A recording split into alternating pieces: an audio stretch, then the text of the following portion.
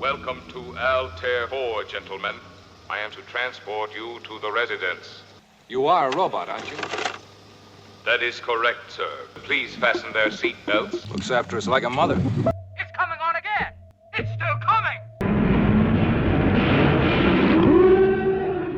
Imagine a world where Shakespeare's The Tempest unfolds across the stars instead of a remote island, where Prospero becomes a scientist. His magic transforms into alien technology, and the spirits he commands emerge from the darkest recesses of the human mind. This was Forbidden Planet, a film that dared to blend classical literature with cutting-edge filmmaking techniques to create something entirely new. When MGM invested an unprecedented $1.9 million budget, astronomical for a genre film of the era, they weren't just making another monster movie. They were crafting what would become the template for serious science fiction filmmaking for decades to come. While its initial box office performance was modest, recovering its costs but hardly breaking records, its true value wouldn't be measured in ticket sales, but in its seismic influence. Forbidden Planet arrived at a pivotal moment in American culture. The post-war technological boom had delivered both unprecedented prosperity and the existential threat of nuclear annihilation. The film captured this duality perfectly, presenting a future where mankind had conquered the stars while simultaneously warning that our greatest enemy might be the darkest corners of our own subconscious. This central thesis, that advanced technology without equivalent psychological evolution leads to destruction, wasn't just provocative in 1956. It remains hauntingly relevant today. As that flying saucer touches down on the distant world of Altair 4, we're not just witnessing the beginning of a film, but the birth of modern science fiction as we know it, a genre that would use the stars to examine the human condition and ask not just what exists beyond our world, but what lies within ourselves. The moment the invisible monster begins attacking the C-57D's crew, rendered only through footprints appearing in the dust and the frantic firing of laser pistols into empty air, remains one of the most ingenious special effects solutions in 1950s cinema. This scene exemplifies what made Forbidden Planet a technical marvel that forever changed science fiction filmmaking. At the heart of the film's revolutionary approach was its groundbreaking musical score. Lewis and Bebe Barron created what they called electronic tonalities, completely abandoning traditional orchestration for custom-built circuits and magnetic tape manipulation. The otherworldly sounds they produced weren't just background music. They were an integral storytelling element that conveyed both the wonder of alien technology and the menace of unleashed psychological forces. MGM, uncertain how to classify this unprecedented audio experience, credited it as electronic tonalities rather than music, making it ineligible for Academy Award consideration despite its innovative nature. Visually, Forbidden Planet established new standards for science fiction cinema. Art director Cedric Gibbons and his team created the most elaborate sci-fi sets Hollywood had seen to date. The Krell Laboratory, with its vast perspective of receding arches suggesting infinite power and knowledge, remains an iconic image. These sets were complemented by meticulous matte paintings that expanded the scope of Altair 4 beyond what physical construction could achieve. When Dr. Morbius demonstrates the Krell's plastic educator device, lighting up his brain in glowing relief, audiences witnessed special effects that served the story's intellectual ambitions rather than merely providing spectacle.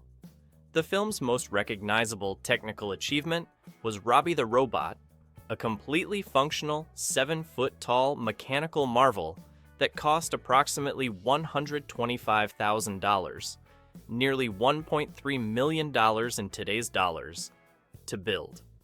Unlike previous movie robots that were clearly actors in stiff suits, Robby featured intricate moving parts, flashing lights, and a distinctive voice. His complex design allowed for remarkably fluid movement, making him the first robot character in cinema with a distinct personality. Robby wasn't just a prop, He was a cast member who would go on to appear in numerous other films and television shows. Forbidden Planet was also among the first major science fiction productions to utilize CinemaScope with Eastman color, abandoning the restrictive black and white format that had dominated the genre. This widescreen presentation allowed director Fred McLeod Wilcox to showcase the alien landscape in rich, saturated colors that enhanced both the beauty and strangeness of Altair 4. The scene where Commander Adams and Altera stand before the vast Krell complex demonstrates how the film used this expanded visual canvas to emphasize humanity's smallness against the backdrop of cosmic wonders. Perhaps most impressively, Forbidden Planet accomplished all this without the benefit of a specialized effects studio. MGM's in-house team, led by A. Arnold Gillespie, Warren Newcomb, and Irving G. Reese, created effects that would influence generations of filmmakers working with far more advanced technology. When the ID monster finally becomes partially visible, outlined in animation overlaid onto the live action, the technique was so effective that similar approaches would be used decades later in films like Predator, 1987. The haunting sequence where Dr. Morbius leads Commander Adams through the Krell complex, activating ancient machinery that has run continuously for millennia, showcases Walter Pidgeon's masterful performance. As Morbius, Pidgeon creates a character of towering intellect and equally massive blind spots. A scientist so consumed by knowledge that he fails to recognize the danger within himself. Walter Pidgeon's portrayal of Dr. Edward Morbius stands as one of science fiction's most complex antagonists. Drawing on his distinguished career in dramatic roles, Pidgeon brought gravitas to what could have been a one-dimensional mad scientist. His Morbius is Shakespeare's Prospero reimagined as a 23rd century intellectual filled with contradictions. Loving yet controlling, brilliant yet tragically flawed. Pidgeon's restrained performance communicates volumes about Morbius's isolation and the corrupting influence of unlimited knowledge. When he delivers the chilling line explaining the Krell's fate, "In a single night, they were gone forever," his quiet delivery makes the extinction of an entire civilization all the more devastating. Anne Francis's Altera, Alta, represents a fascinating evolution of the naive, innocent character. As Morbius's daughter, raised in isolation on Altair 4 with only Robby and her father for company, Francis brings both vulnerability and strength to a role that could easily have been reduced to mere romantic interest. The scene where she innocently swims naked, implied rather than shown per 1950s standards, and fails to understand Commander Adams' discomfort perfectly captures her character's unusual upbringing. Frances plays Alta's awakening to both human emotion and her own powers of choice with remarkable subtlety, creating a character journey that parallels Miranda's in The Tempest while adding mid-century psychology to the mix. Perhaps most surprising to modern viewers is Leslie Nielsen as Commander Adams, the straight-laced spaceship captain who serves as our protagonist. Decades before his reinvention as a comedy star in films like Airplane and The Naked Gun, Nielsen delivered a performance of earnest authority. His Commander Adams embodies the film's moral center, rational, duty-bound, but ultimately humane. Nielsen brings particular depth to the scene where he confronts Morbius about the deaths of the previous expedition, balancing military determination with genuine intellectual curiosity. The unseen monster from the EID represents the film's most innovative character, an antagonist born from subconscious desires rather than alien biology. This invisible force, eventually revealed to be the physical manifestation of Morbius's own repressed jealousy and possessiveness, transformed how science fiction films could present their threats. The monster's attacks create some of the film's most memorable sequences, particularly when the crew attempts to capture its outline by firing energy weapons into the air around its footprints. This psychological dimension elevated Forbidden Planet far above its contemporaries, introducing Freudian concepts to mainstream science fiction. The mysterious Krell, though never seen on screen, function as a crucial narrative element. Through Morbius's exposition about this vanished civilization, millions of years more advanced than humanity, the film explores themes of technological hubris that continue to resonate today. The scene where Morbius demonstrates the Krell's matter fabricator, capable of creating anything imaginable instantly, showcases both the wonder of their achievements and foreshadows the danger of such power without corresponding wisdom. What makes these performances particularly impressive is how they transcend the typical constraints of 1950s genre films. Each character serves the film's deeper examination of human psychology and our relationship with technology. When Commander Adams finally forces Morbius to confront the truth that the monster is an extension of his own subconscious, the scene plays out with the dramatic weight of classical tragedy.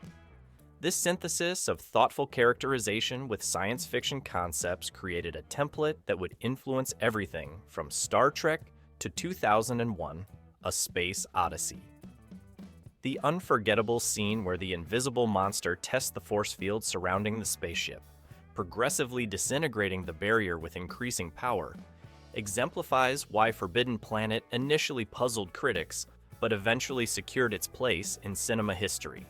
The sequence blended cutting-edge visual effects with genuine suspense, yet initial audiences weren't entirely sure what to make of this sophisticated approach to what had previously been a B-movie genre. When Forbidden Planet premiered in 1956, critical reception was decidedly mixed. Many reviewers, accustomed to sci-fi as simple monster movies or thinly veiled Cold War allegories, didn't quite know how to categorize this ambitious blend of Shakespeare, Freudian psychology, and space exploration. The New York Times called it an elaborate scientific fiction film, but questioned whether its intellectual material might be a bit difficult for the average fan. Variety, while praising the technical achievements, described it as heavyweight science fiction that might be too complex for general audiences. The film's Freudian elements, particularly the concept of the monster from the id, represented a psychological sophistication rarely seen in science fiction of the era. While these ideas are now recognized as groundbreaking, they initially contributed to the film's perception as an oddity rather than a breakthrough. Many viewers were unprepared for a science fiction film that asked them to contemplate the dangers of the subconscious mind, rather than simply featuring aliens or mutated creatures. Forbidden Planet would experience a fascinating evolution in its critical reputation.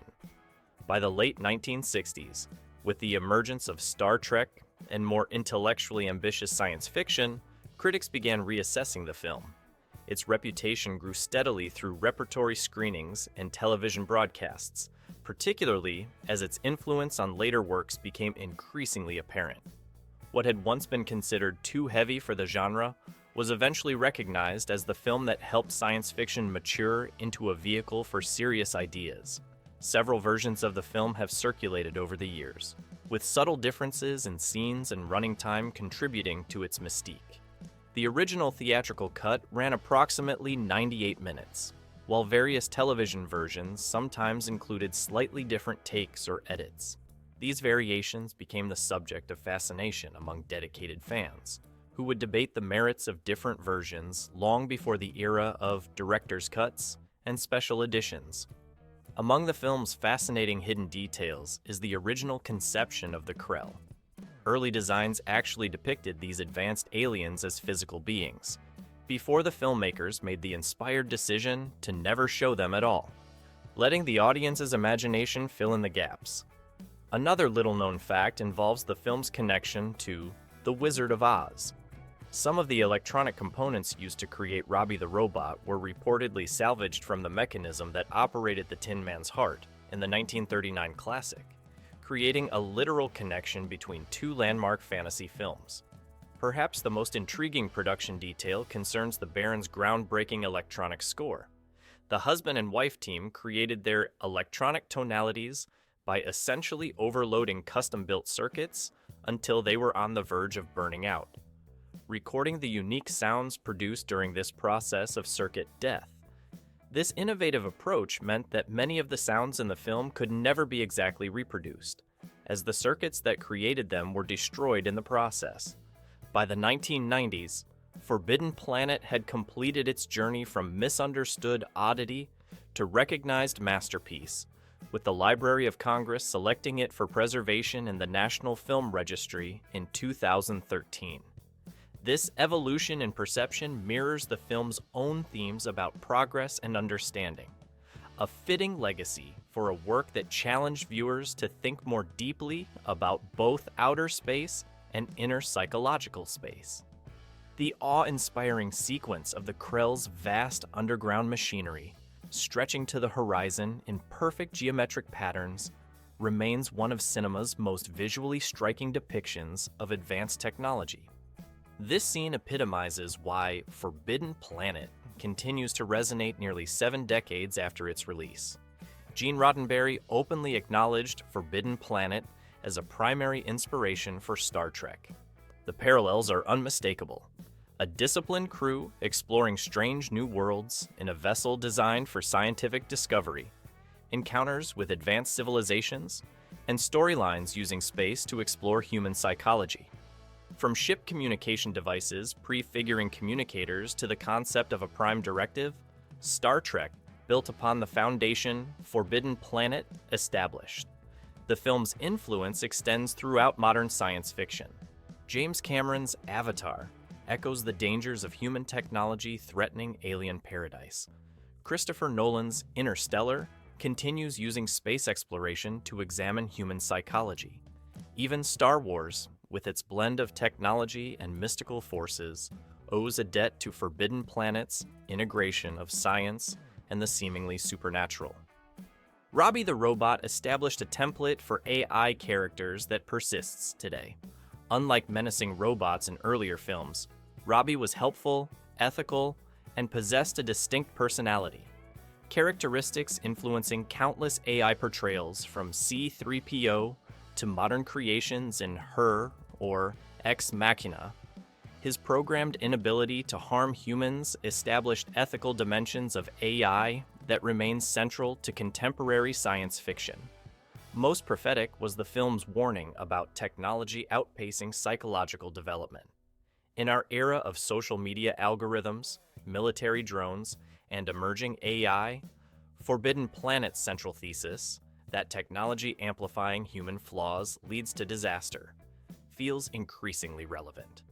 When Dr. Morbius explains how the Krell were destroyed by monsters from the EDD given physical form by their technology, the film articulated anxieties that have only intensified in the digital age. The film's visual aesthetics proved equally influential. The clean, modernist design of the C-57D spaceship rejected rocket ships common in earlier sci-fi, establishing a visual language influencing everything from 2001, A Space Odyssey, to Alien. The vast Krell complex created a sense of scale later filmmakers would strive to match. Even the color palette, vibrant alien landscapes contrasted with clinical human technology, established an approach still evident in contemporary science fiction. Forbidden Planet matters today as a work that continues addressing fundamental questions about humanity's relationship with technology. As we develop increasingly powerful AI systems, genetic engineering, and virtual environments, the film's warning about technological power without corresponding wisdom grows more pertinent. When Commander Adams concludes humanity isn't ready for the Krell's power, the film asks whether we're ready for the technologies we're developing today. In an era where science fiction dominates popular storytelling, Forbidden Planet reminds us that the genre's greatest potential lies not in spectacle, but in using imagined futures to examine human nature. Those final moments of Altair the Four's destruction represent not just a fictional planet's end, but a powerful metaphor for the consequences of power without responsibility. As we face the possibility of AI systems potentially smarter than their creators, perhaps we should ask, have we truly evolved beyond creating our own monsters from the id? Or do we still need the wisdom of this 1956 masterpiece to guide us through the stars? If you've enjoyed this deeper look at one of science fiction's most influential masterpieces, hit that subscribe button for more classic film analysis.